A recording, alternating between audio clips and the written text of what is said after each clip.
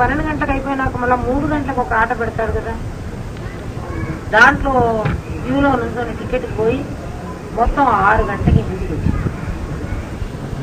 ఒక సినిమా, ఆ సినిమానే శ్రావణ సంధ్య. అది ఏ సినిమా చూసిందంటే శ్రావణ సంధ్య అన్న సినిమా. ఏమిటో ఆ సినిమా అంత బాగుందేమో నాకు తెలియదు, చూడలేదనుకోండి. నేను కర్మగాలి ఆ అమ్మాయి సినిమా నుంచి వస్తుంటే నేను ఎదురుపడ్డాను. మళ్ళీ నువ్వు ఇవాళ వేదాంతానికి రాలేదే, ఎందుకు గుర్తుందో నాకు, అందరినీ ఏం చూడను కదా, నువ్వు ఇవాళ క్లాస్కి రాలేదేమమ్మా అని అడిగా.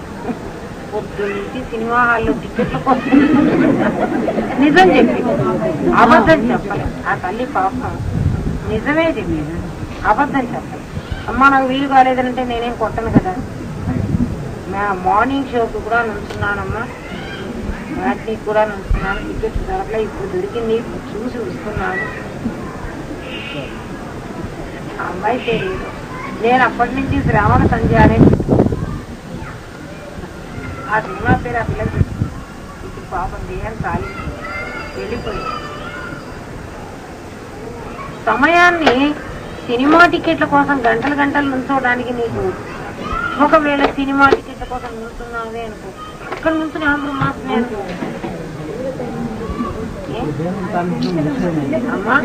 అంత కాంపడి సినిమా చూడడానికి సమయం వెచ్చించింది కదా, దేహాన్ని సాధించింది. అట్లానే మనం కూడా దేహం సమయం వెచ్చించకుండా ఉంటే దేహం సాధించే ప్రమాదం ఉంది. ఆ ప్రమాదం ఉంది. అమ్మో వచ్చింది వచ్చు ఎక్కడుంది అంటే మనం జన్మ ఎప్పుడు తయారైందో అప్పుడే తయారైంది, తీరు ఎప్పుడు తయారైంది. ఆయన దానిలో నుంచి మొదలు గుడ్డ వరుసను 5 మీటర్లు చింపుకున్నాం, 5.5 మీటరు. అక్కడ కట్ అయితేనే కదా ఇది చీరే, కట్ కాకుంటే తానే కదా అది.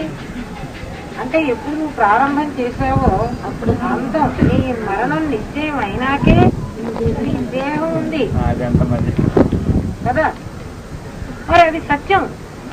అది ఎప్పుడు అంటే ఎప్పుడైనా కావచ్చు, ఇప్పుడే కావచ్చు. ఎవరైనా నేను రేపటిదాకా బతుకుతానని చెప్పడానికి హామీ ఇవ్వడానికి వీల్లేదు, ఇప్పుడే కూడా కావచ్చు. మరి సమయాన్ని నువ్వు కేటాయించుకోవాలి. సమయం లేదంటే నీకు లాభం లేదు. అందుకని నీకు వస్తునిష్ట కావాలి. వస్తువు మీద నీకు ఎప్పుడైతే ఎక్కువ కాంక్ష ఉంటుందో, చూడండి, నాకు తెలిసిన ఒక వ్యాపారస్తుడు ఉన్నారు. అతనికి ఎప్పుడు డబ్బు మీద, వ్యాపారం మీద బాగా కాంక్ష, డబ్బు సంపాదించాలి, వ్యాపారం చెయ్యాలి. ఒక్కరోజు కూడా అంగడి ముయ్యదు, నిద్రపోదు, సరిగా ఏ పని అన్నా. కానీ వాళ్ళ పిల్లలు అంటూ ఉంటారు, తాళి కట్టే సమయానికి మళ్ళీ మా నాయన అంగట్లో అక్కడ ఏదో గిరాకీ వచ్చిందంటే వెళ్ళిపోతాడు. ఆ పిల్లలు అంటూ ఉంటారు. అంత నిమగ్నం అయిపోయింది. అంత నిమగ్నం అయినప్పుడు ఇప్పుడు తప్పకుండా దేనికోసం నువ్వు అంత కృషి చేస్తున్నావో ఆ వస్తువు నీకు లభ్యమవుతుంది, డెఫినెట్ గా లభ్యమవుతుంది. అంత కృషి ఆత్మ కోసం చెయ్యి, అది లభ్యమవుతుంది. కాకుండా అయితే పోదు, నీకు ఆ భయమే అక్కర్లేదు. అయితే నీకు అంత ఏకాగ్రత కావాలి. నీకు ఏకాగ్రత ఉంటే వస్తువు లభ్యమవుతుంది. లేదా నాకు ఏకాగ్రత లేదు, అయ్యా నన్నేమో ఈ సంసారంలో పడేస్తుంది, నాకు అంత ఏకాగ్రత ఎక్కడి నుంచి వస్తుంది? మీరేమో బాగానే ఆత్మ గురించి విచారించమంటారు. మా అబ్బాయికి సీట్ రాకపోయా, మా అమ్మాయికి పెళ్లి కాకపోయా, మా వ్యాపారంలో నష్టాలు వచ్చా, ఇయ్యాల్సిన వాడు డబ్బిచ్చి కావటం లేదు, ఇన్ని పరిస్థితులు పెట్టుకుని నన్నేమో వస్తునిష్టలో కూర్చోమంటావు. ఎట్లా వీలవుతుంది? ఇది ఎట్లా అవుతుంది అంటే దానికి పరమాత్మ అంటాడు, మామేవయే ప్రపద్యంతే మాయామేతాంతరంతితే అన్నాడు. పోనీ నీకు ఇవన్నీ చేతగాదన్నావు కదా, నీకు సమస్యలు చాలా ఉన్నాయన్నావు కదా, కానీ నువ్వు సృష్టించుకున్న సమస్యలే అవన్నీ, కానీ నీకు చాలా ఉన్నాయి. నాకయ్యా నేను విడిపడలేనని అంటున్నావు. సరే నువ్వు విడిపడుతున్నాయి, నన్ను ఒక్కడిని శరణ పొందు. గురుదేవా నేను మిమ్మల్ని నమ్ముకున్నాను, మీరు తప్ప నాకు ఇంకేం అక్కర్లేదు.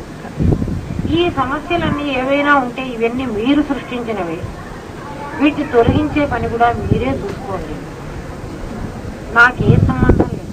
మామేవ ఏ ప్రపద్యంతే, ఎవడైతే నన్నే ప్రపత్తిగా పూర్తిగా, ఒకవేళ దానిలో నష్టం వస్తుందనుకో, గురుదేవా ఈ నష్టం నాకు ఎందుకో కావాలనే నువ్వు రప్పించావేమో, ఇక్కడ నాకు లాభం వచ్చి నేను చాలా డబ్బు సంపాదిస్తే నాకు పొగరెక్కుతుందని నువ్వు నాకు ఇక్కడ ఈ పని చేశావేమో, మళ్ళీ నష్టం గురుదేవ మిమ్మల్ని నమ్ముకుంటే నాకు నష్టం రప్పించారు. అట్లా కొట్లాడితే లాభం లేదు.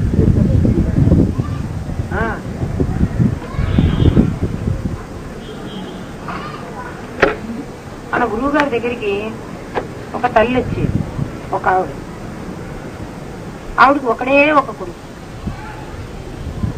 ఆ కొడుకు చదువు కోసమని ఆవిడ ఏం చేసేదంటే భర్త ఒక ఊళ్ళో ఉద్యోగం, ఈవిడ ఒక ఊళ్ళో ఉండాల్సి వచ్చేది.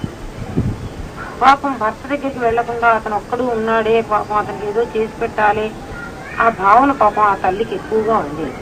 కానీ కొడుకు మీద వ్యామోహం, కొడుకు కదా వీడికి వండి పెట్టాలి, వీడెట్లా వీడి గతి ఇట్లా ఉంది అని బాధపడుతూ ఉంది. గురువు గారి దగ్గరకు వచ్చాడు. గురువు గారి దగ్గర గురుదేవ నేను మిమ్మల్ని పూర్తిగా నమ్ముతున్నాను, నాకేం అభ్యంతరం లేదు, నాకు ఈ సమస్యలు ఏమిటి, ఈ బాధ నాకు చాలా కష్టంగా ఉంది అని ఆవిడ విన్నవించి గురువుగారితో భౌతికంగా చెప్పలేదు, మనస్సులోనే చెప్పుకున్నాడు. ఒకనాడు డిగ్రీ చదివే కొడుకు బిఎస్సీ చదువుతున్నాడు. ఆ పిల్లవాడు స్నేహితులందరితో ఏటికి స్నానానికి వెళ్ళి ఆ ఏట్లో పడి ఆ పిల్లవాడు వెళ్ళిపోయినాడు. తర్వాత ఆ తల్లి వేదాంతానికి వచ్చింది. అంటే మామూలుగా వచ్చేస్తోంది, కొడుకు పోయినా కూడా వేదాంతానికి వచ్చింది. వచ్చి గురువు గారి కాళ్ళు పట్టుకుని గురుదేవ నా బంధాన్ని వదిలించేశారని ఏడవలే, ఆమె బాధపడలే. నేను మిమ్మల్ని అడిగింది ఇదేను అంటే కొడుకు చావాలని అడగలే కానీ వీడు నాకు బంధం అని అడిగింది అనుకున్నది అంతే. నా బంధం తొలగించేశారు. ఇంకోళ్ళైతే మామూలుగా ఏమనుకుంటారు, ఈ గురువు గారి దగ్గరికి వచ్చాక ఆవిడకున్న కొడుకు కూడా పోయినాడు, ఎందుకు అనవసరంగా గురువు వద్దు వద్దుకో అంటారు కదా. కానీ ఆవిడ అలా అనుకోండి. అంటే గురువు దగ్గరికి వచ్చిన తర్వాత నీకు మంచి జరిగినా చెడు జరిగినా అది చెడు అనుకోకుండా అది గురువు నీ కోసం ఎందుకో చేశాడు అన్న నిర్ణయం గనక నీకు వచ్చినట్లయితే మామేవయ్యే ప్రపద్యంతే అది మా నన్నే శరణు పొందమంట. మాయామేదాంతరంతితే నాయన నీకై నువ్వు ఈ మాయాక వలయంలో నుంచి బయటపడలేనన్నావు కదా, నన్నొక్కడిని శరణు పొందు, ఇదంతా నేను నీ చిక్కులన్నీ నేను విడదీస్తాను. చిక్కుముడి విప్పే పని నాది, కానీ నువ్వు కొంత నాది కొంత నీది అంటే మాత్రం నేను చేయను. మొత్తం నాకన్నా అప్పచెప్పు, మొత్తం నీవన్నా పెట్టుకో, సగం సాల్ నాత సగం మాల్ నాత అంటే ఒప్పుకో, మొత్తం కలిసి ఒకటే చేయాలి అని సమయం లేదన్న వాడికి ఆ సమాధానం చెప్పాడు.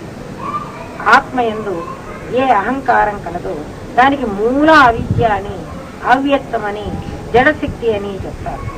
ఈ అహంకారం అనేది అవుతుంది. అహం అంటే ఏంటి అంటే నేను అన్న భావమే అహం.